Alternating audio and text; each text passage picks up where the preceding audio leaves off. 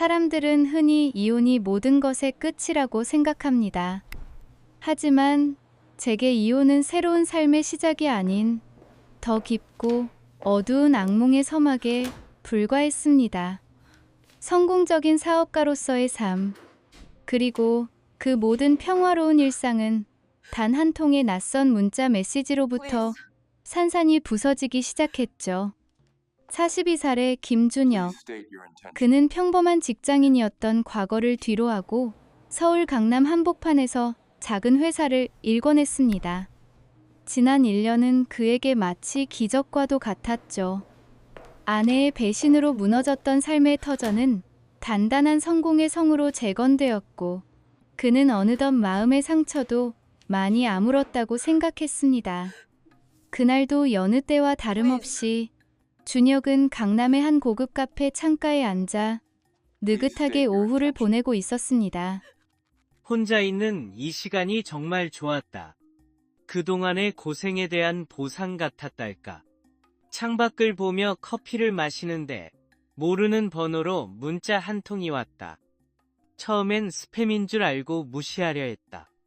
하지만 잠시 후 또 다른 문자가 도착했다.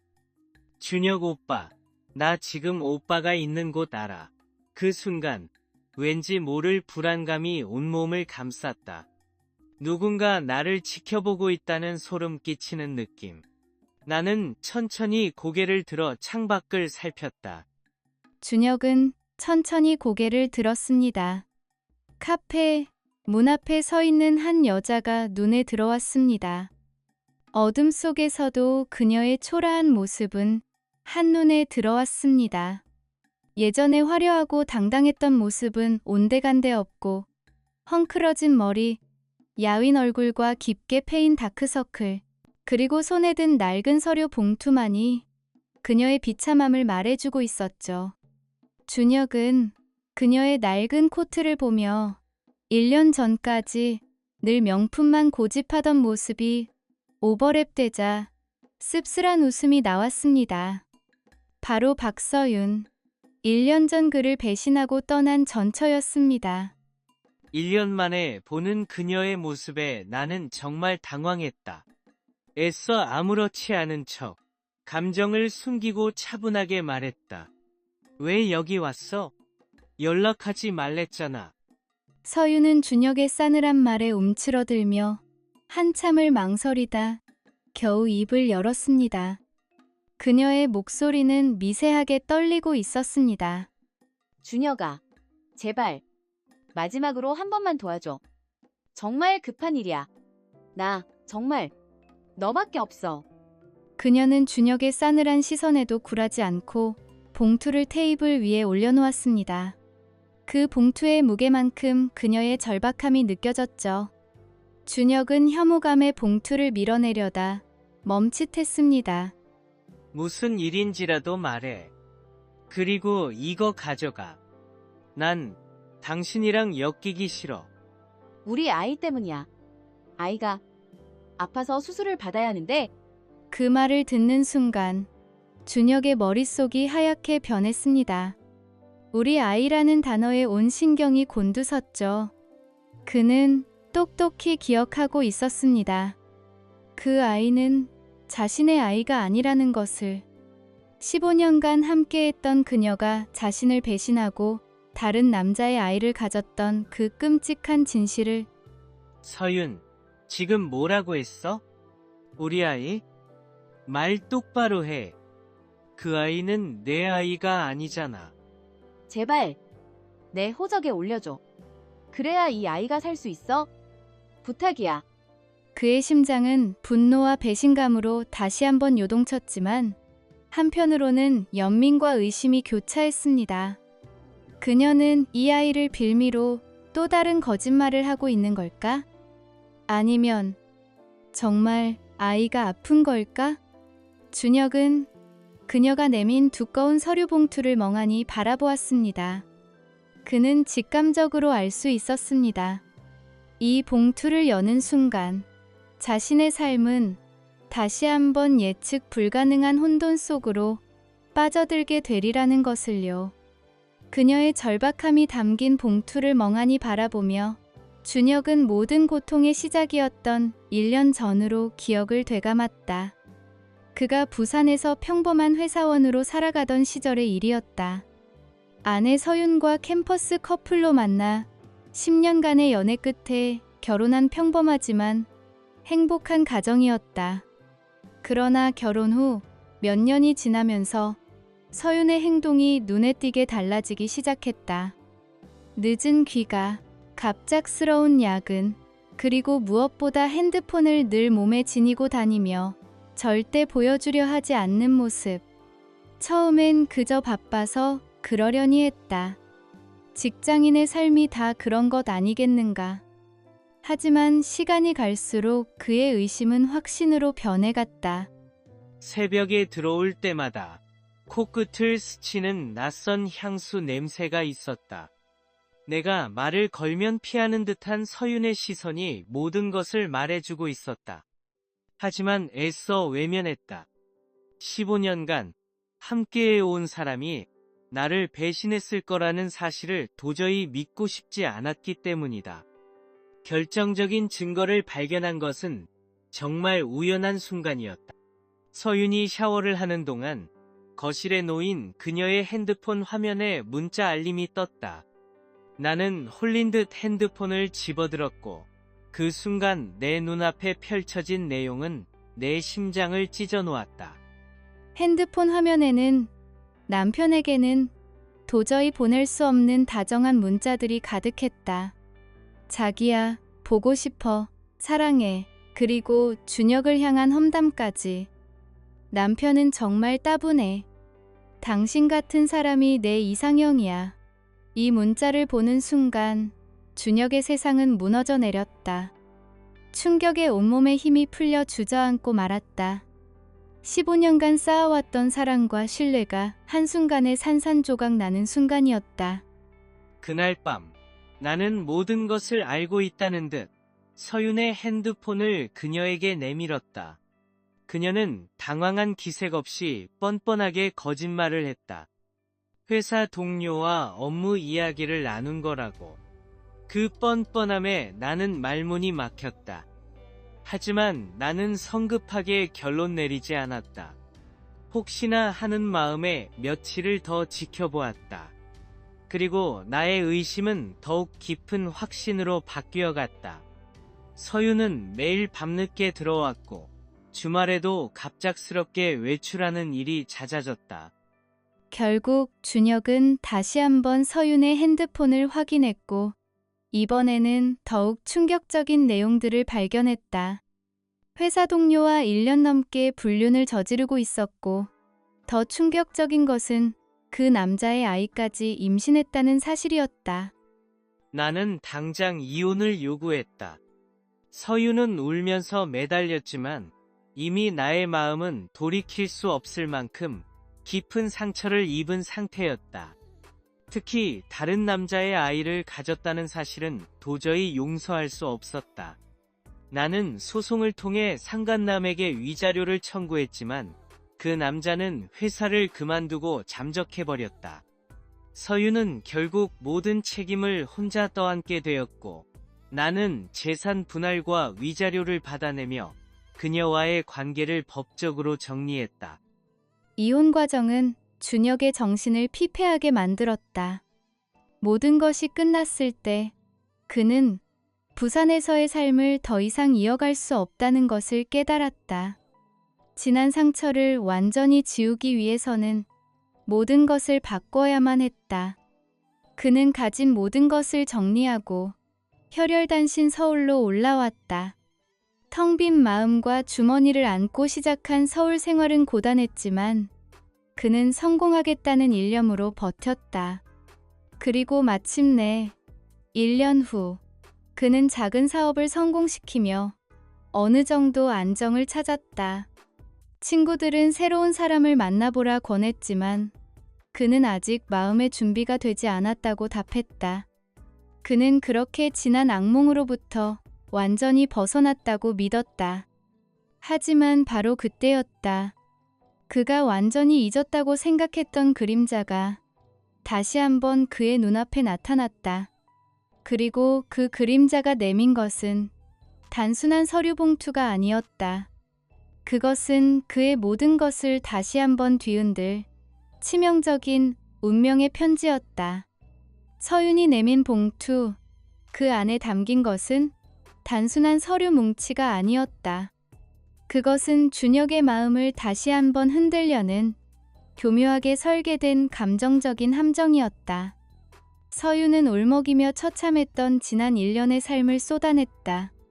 혼자 아이를 키우는 게 얼마나 힘든지 준혁 넌 모를 거야. 그 사람이 아이가 생겼다는 걸 알고는 바로 도망갔어.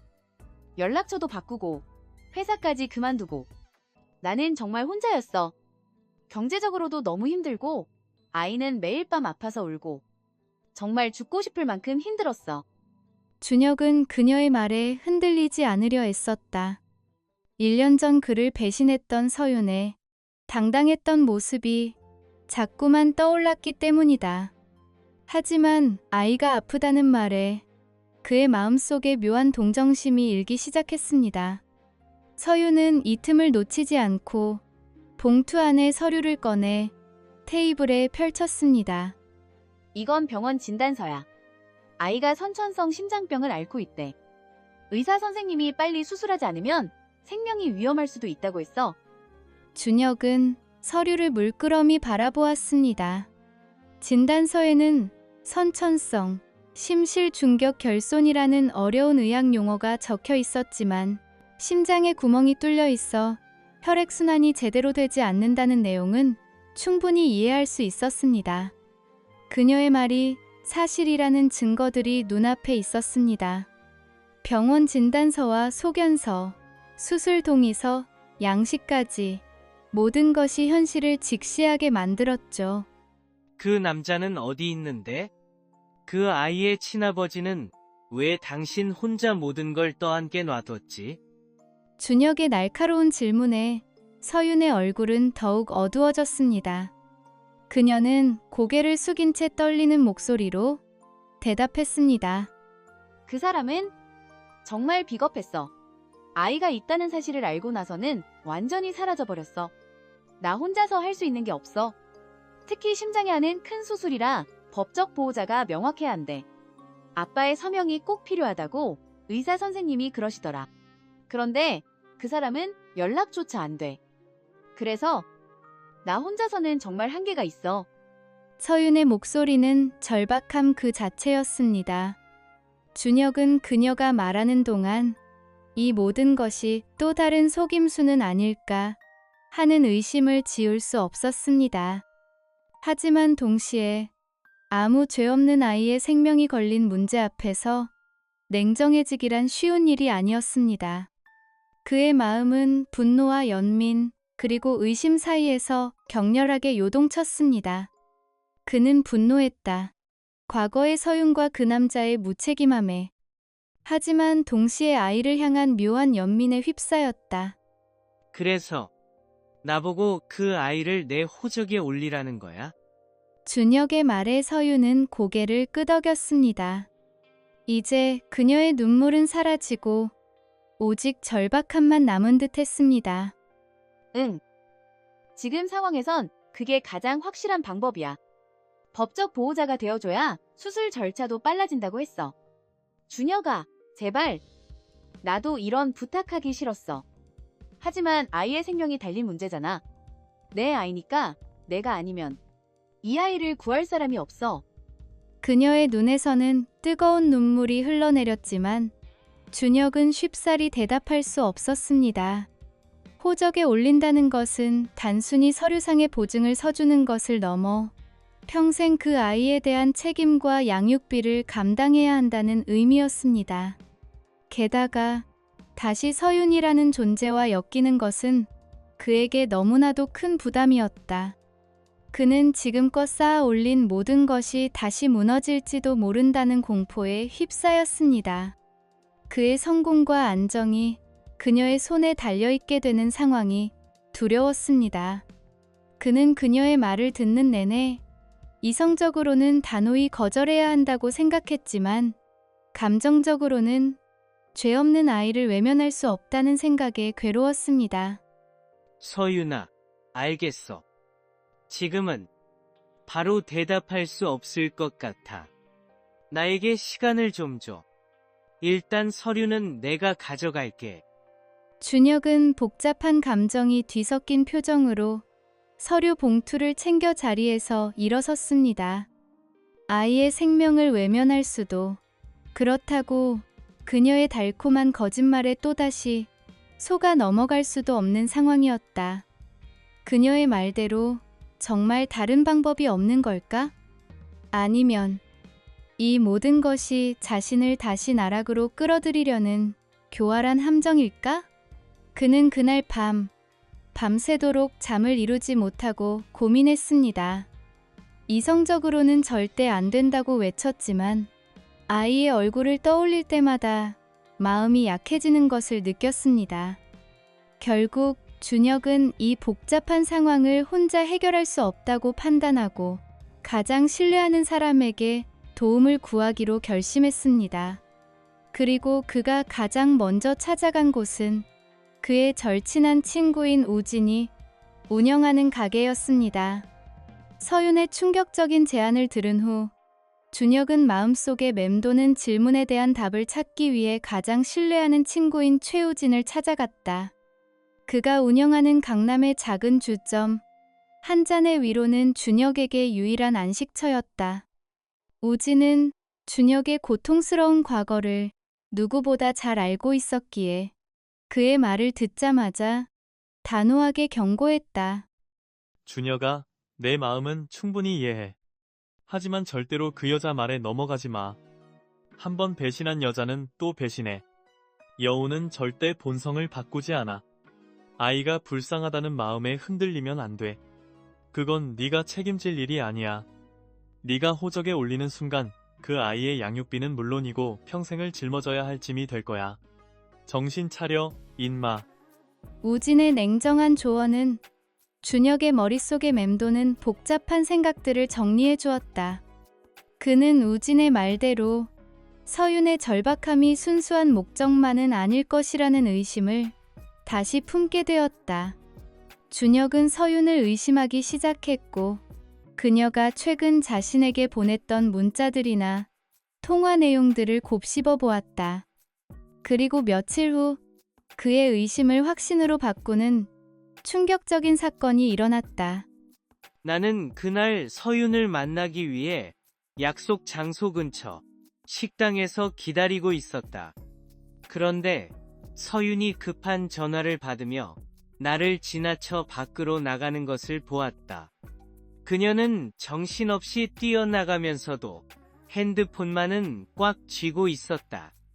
하지만 서두르는 바람에 그만 핸드폰을 테이블 위에 놓고 갔다.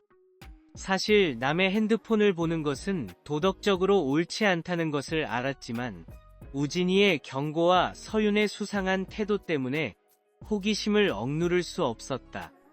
내 손은 나도 모르게 그녀의 핸드폰을 향했고 잠금 화면에 뜬 카카오톡 메시지 알림은 내 모든 의심을 풀어주기에 충분했다.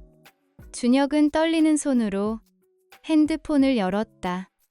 잠시 후 그의 얼굴은 분노와 충격으로 일그러졌다. 서윤이 지인과 나눈 카카오톡 대화 내용이 눈앞에 펼쳐졌기 때문이다. 메시지 속의 서윤은 더 이상 울먹이는 피해자가 아니었다. 그녀는 교활하고 냉정하게 자신을 이용하려는 악마의 모습을 하고 있었다. 그 바보 같은 준혁이가 아이 핑계대니까 완전히 넘어가네. 이제 조금씩 줄 당겨서 다시 묶어놓으면 돼. 어차피 아이 수술은 나중 문제고 일단 준혁을 내 발밑에 두는 게 목표야. 그놈 사업 잘 되고 있다니까. 다시 붙잡으면 나도 편해질 거야. 심지어 더 충격적인 것은 다음 메시지였다. 솔직히 아이는 짐이긴 하지만 준혁 낚는 미끼로는 최고야. 그놈 약한 부분이 바로 이런 거거든. 준혁은 온몸에 소름이 돋는 것을 느꼈다. 아이의 생명을 구하겠다는 절박한 부탁 뒤에 숨겨진 추악한 진실. 서윤의 진짜 목적은 아이를 핑계로 준혁에게 접근해 관계를 회복하고 결국 그의 안정된 삶과 재산을 차지하려는 치밀한 계획이었던 것이다. 특히 아이를 미끼라고 표현한 부분에서 준혁은 극심한 분노와 역겨움을 느꼈다. 자신의 아이를 그런 식으로 이용하려 했다는 사실이 인간으로서 도저히 용납할 수 없는 짓이었다. 서윤이 그의 순진한 마음을 이용해 재혼까지 노리고 있다는 사실은 준혁의 마지막 남은 미련마저도 산산조각 내버렸다. 그는 더 이상 이 모든 것을 혼자 감당할 수 없다고 생각했다. 하지만 준혁은 분노에 휩싸여 감정적으로 행동하지 않았다. 그는 침착하게 마음을 가라앉히고 모든 증거를 남기기로 결심했다. 서윤과 친구가 주고받은 모든 카카오톡 대화 내용을 스크린샷으로 찍어 자신의 핸드폰에 전송했다. 날짜와 시간까지 꼼꼼히 기록하며 이 모든 것이 법적 증거로 사용될 수 있도록 준비했다. 그리고 서윤의 핸드폰을 원래 자리에 조심스럽게 되돌려 놓았다. 그의 얼굴은 더 이상 분노로 일그러지지 않았다. 대신 차갑고 냉철한 결심만이 가득했다. 그래, 서윤. 당신은 아이를 볼모로 나를 이용하려 했지. 하지만 이제부터는 내가 당신의 모든 것을 밝혀줄게. 당신이 파놓은 함정, 나 또한 이용할 수 있어. 지금 이 순간부터 이 게임의 규칙은 바뀌었다. 서윤에게 이 게임의 규칙이 바뀌었다고 선언한 준혁은 더 이상 혼자 감정적으로 싸우지 않았다. 그는 냉철한 이성과 법의 힘을 빌리기로 했다. 준혁이 찾아간 곳은 서울 종로에 위치한 한 법률사무소였다. 고풍스러운 책장과 가죽 소파가 놓인 그곳에서 그는 자신의 오랜 인맥인 베테랑 변호사 강 변호사를 만났다. 준혁은 강 변호사에게 지난 1년의 모든 일과 서윤의 충격적인 제안, 그리고 우연히 발견한 카카오톡 메시지 내용을 하나도 빠짐없이 털어놓았다.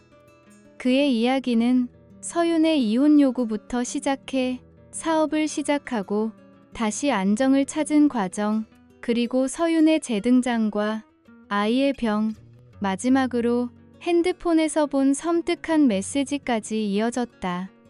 강 변호사는 준혁의 말을 듣는 내내 굳은 표정으로 메모를 했다.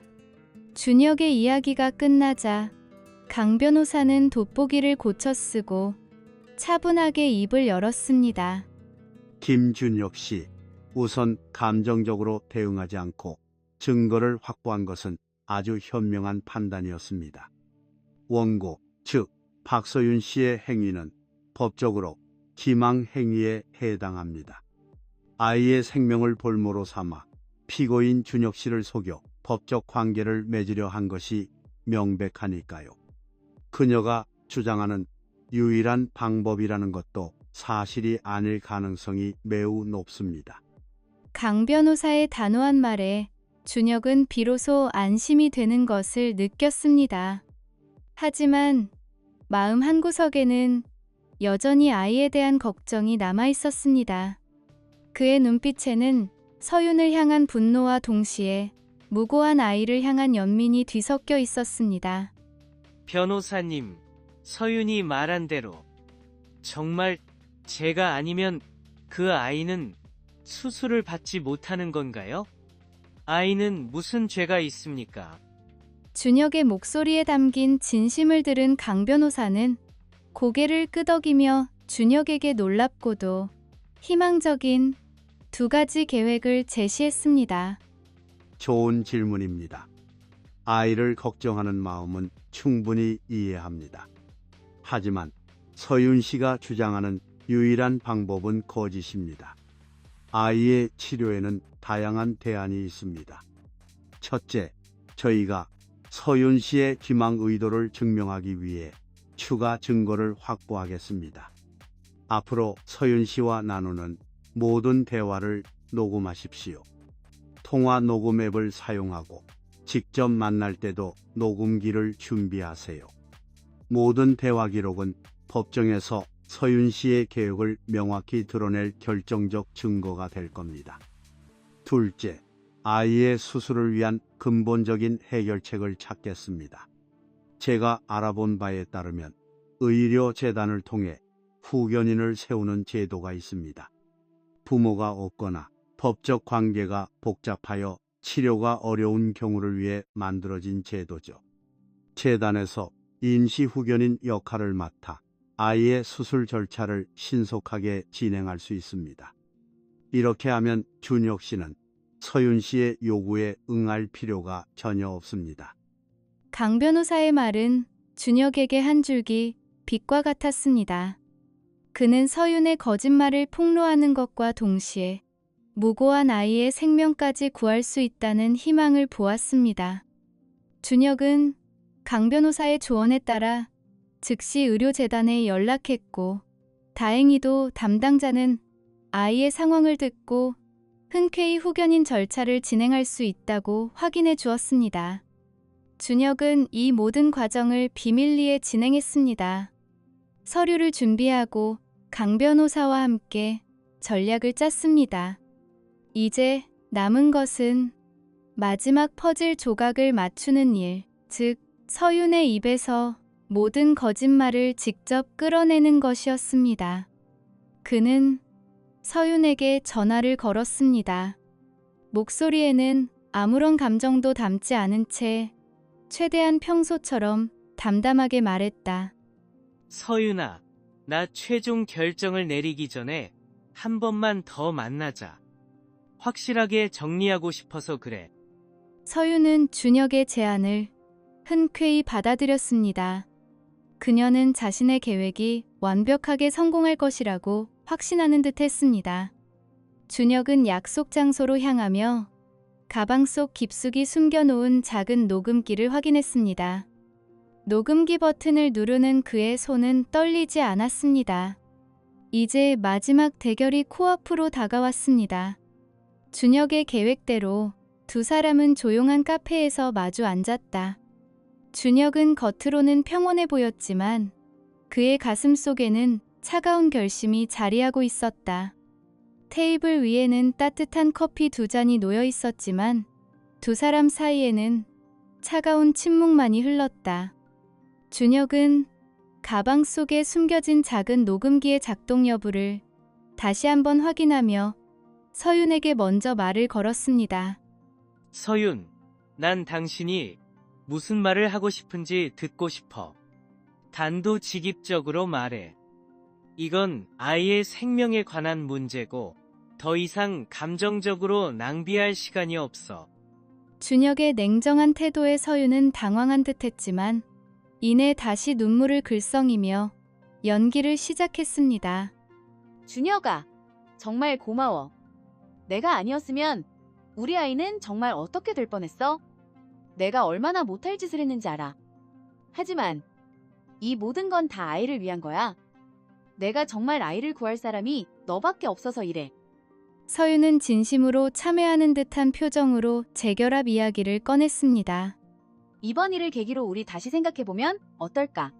나도 많이 반성했어. 앞으로는 정말 잘할 자신이 있어. 우리 다시 함께 살면 아이도 안정감을 느낄 거야. 그리고 혼자 사는 것보다 가족이 있는 게 좋지 않을까?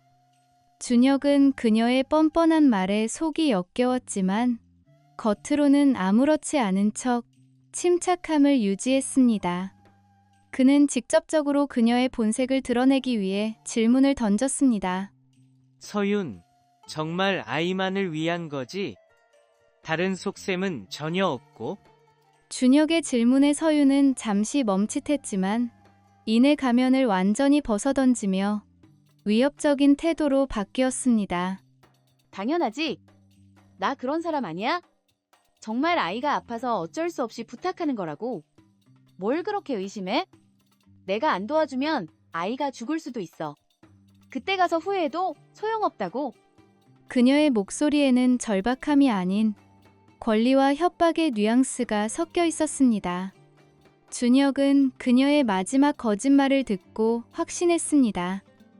이 여자는 끝까지 자신을 속이고 있다는 것을 그는 더 이상 이 자리에 앉아 있을 필요를 느끼지 못했습니다. 그래, 잘 알겠어. 이제 모든 게 명확해졌네. 준혁은 자리에서 천천히 일어섰습니다. 서윤은 그의 행동에 불안함을 느끼기 시작했습니다. 잠깐만, 준혁아. 이게 무슨 소리야? 너 도와준다고 했잖아? 준혁은 차가운 미소를 지으며 그녀를 내려다보았습니다. 나는 아이를 돕겠다고 했지. 당신을 돕겠다고 한 적 없어. 당신의 진짜 목적이 아이가 아닌 내 재산이었다는 것도 잘 알게 됐고, 모든 대화는 녹음됐어. 법정에서 보자. 준혁의 충격적인 말에 서윤의 얼굴은 순식간에 새하얗게 변했습니다. 그녀는 공포와 분노에 휩싸여 준혁을 붙잡으려 했지만 그는 미련 없이 카페를 나섰습니다. 그의 등 뒤로 서윤의 절규가 들려왔습니다.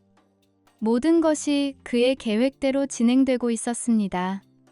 이제 남은 것은 법정에서 모든 진실을 밝히는 것뿐이었다. 서윤의 입에서 모든 진실을 끌어낸 준혁. 이제 모든 증거를 갖춘 채 그는 망설임 없이 법원으로 향했다.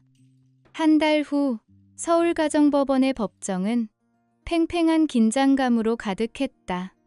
서윤은 준혁을 상대로 아이의 호적 등록을 위한 소송을 제기했고 그녀의 변호사는 감정에 호소하는 전략을 펼쳤다. 서윤은 법정에서 애절한 눈물을 흘리며 말했습니다. 그녀는 마치 자신이 아이를 위해 모든 것을 내건 가엾은 어머니인 것처럼 연기했습니다. 재판장님, 제 아이는 정말 위험한 상황이에요. 피고인 준혁 씨가 도와주겠다고 약속하셨는데 이제 와서 번복하시면 아이는 어떻게 되나요? 아이는 무슨 죄가 있습니까? 그녀의 변호사도 이에 맞춰 감정적인 진술을 이어갔습니다. 이는 단순한 약속 번복이 아닙니다. 아이의 생명과 직결된 문제입니다. 피고인은 도덕적, 법적 책임을 다해야 합니다. 서윤의 그럴듯한 연기와 변호사의 호소에 법정안이 술렁거렸습니다. 하지만 준혁은 흔들리지 않았습니다. 그의 옆에 앉은 강 변호사는 차분하고 냉철한 표정으로 준혁을 바라보며 증거 제출 순서를 기다리고 있었습니다. 마침내 그의 차례가 되자 강 변호사는 준비한 증거들을 차례대로 제출하기 시작했습니다. 재판장님, 이것은 원고인 박서윤 씨가 지인과 주고받은 카카오톡 메시지입니다. 여기를 보시면 그 바보 같은 준혁이가 아이 핑계 대니까 완전 넘어가네라고 적혀 있습니다. 법정안은 순식간에 충격과 경악으로 가득 찼습니다. 서윤의 얼굴은 창백하게 굳어졌고 그녀의 변호사도 당황한 기색을 감추지 못했습니다. 그러나 강 변호사의 증거 제출은 여기서 끝나지 않았습니다. 그리고 이 메시지를 보십시오. 일단 호적에만 올려놓으면 나중에는 재혼까지도 가능할 거야. 그럼 내 인생 완전 역전이지. 이 메시지가 공개되자 서윤은 고개를 떨구며 더 이상 아무 말도 하지 못했습니다. 하지만 진짜 결정적인 증거는 바로 다음이었습니다. 강 변호사는 녹음 파일을 재생했고 서윤의 목소리가 법정에 울려 퍼지기 시작했습니다. 처음에는 애원하던 목소리, 그리고 나중에는 협박과 권리를 주장하는 목소리, 심지어 재결합을 노골적으로 제안하는 내용까지 모두 생생하게 녹음되어 있었습니다. 내가 안 도와주면 아이가 죽을 수도 있어. 그때 가서 후회해도 소용없다고. 법정은 충격과 분노로 다시 한번 술렁거렸습니다. 서윤의 변호사는 반박할 말을 찾지 못하고 안절부절 못했습니다. 이때 강 변호사는 마지막 결정타를 날렸습니다. 재판장님, 피고인은 이미 아이의 치료를 위한 대안을 마련했습니다. 의료재단을 통해 적법한 후견인을 세워 아이는 이미 아무런 문제 없이 수술을 받을 수 있는 상황입니다. 서윤 씨가 주장하는 유일한 방법은 거짓이었음이 명백하게 드러났습니다. 그때 법정에 증인으로 출석한 김 의사가 증언을 시작했습니다. SPHAR 5. 저희 재단에서는 이런 경우를 위해 임시 후견인 제도를 운영하고 있습니다. SPAKR 5. 아이의 안전과 치료가 최우선이기 때문입니다. 스페이칼 5. 아이의 수술은 전혀 문제가 없습니다. 이 증언으로 서윤의 모든 주장은 완전히 무너졌습니다. 재판장은 서윤을 향해 엄중하게 꾸짖었습니다. 원고의 행위는 아이의 질병을 이용한 기망 행위로 보입니다. 피고를 속여 법적 관계를 형성하려 한 것은 명백한 사기 시도입니다. 서윤은 마지막까지 발버둥 쳤지만 이미 모든 증거가 그녀의 거짓말을 증명하고 있었습니다. 재판장은 결국 원고의 청구를 기각하고 서윤의 행위에 대해 별도의 법적 조치를 검토하겠다고 판결했습니다. 법정을 나서는 서윤의 모습은 정말 처참했습니다. 그녀의 모든 계획은 물거품이 되었고 오히려 법적 책임까지 지게 된 것이었죠. 그녀는 마지막까지 준혁을 향해 원망스러운 눈빛을 보냈지만 준혁은 더 이상 동정심을 느끼지 않았습니다. 정의가 실현되는 순간이었다. 서윤의 제안을 들은 준혁은 친구 우진을 찾아갔고 우진은 절대 속지 말라고 경고했다. 한번 배신한 여자는 또 배신해. 아이가 불쌍하다는 마음에 흔들리면 평생 짊어져야 할 짐이 될 거야. 정신 차려. 친구의 조언에 의심을 품게 된 준혁은 우연히 서윤이 놓고 간 핸드폰에서 그녀의 충격적인 카카오톡 대화 내용을 발견했다. 그 바보 같은 준혁이가 아이 핑계 대니까 완전히 넘어가네. 솔직히 아이는 짐이지만 준혁 낚는 미끼로는 최고야. 모든 진실을 알게 된 준혁은 분노했지만 감정적으로 행동하는 대신 대화 내용을 증거로 확보했다. 그는 변호사를 찾아갔다. 이 게임의 규칙은 바뀌었다. 서윤 씨의 행위는 명백한 기망 행위입니다. 아이의 치료는 의료재단을 통해 후견인을 세우면 해결 가능합니다. 앞으로 모든 대화를 녹음해서 추가 증거를 확보하십시오. 준혁은 변호사의 조언에 따라 서윤을 만나 대화를 녹음했고 법정에 모든 증거를 제출했다. 재판장님, 이것은 원고가 아이를 미끼로 피고의 재산을 노렸다는 증거인 카카오톡 메시지와 녹음 파일입니다. 또한 의료재단을 통해 아이는 이미 수술받을 수 있습니다. 모든 거짓말이 드러나자 법원은 서윤의 청구를 기각했다. 준혁은 마침내 악연에서 벗어나 진정한 자유를 찾았고 아이는 그의 익명 기부 덕분에 무사히 수술을 받았다.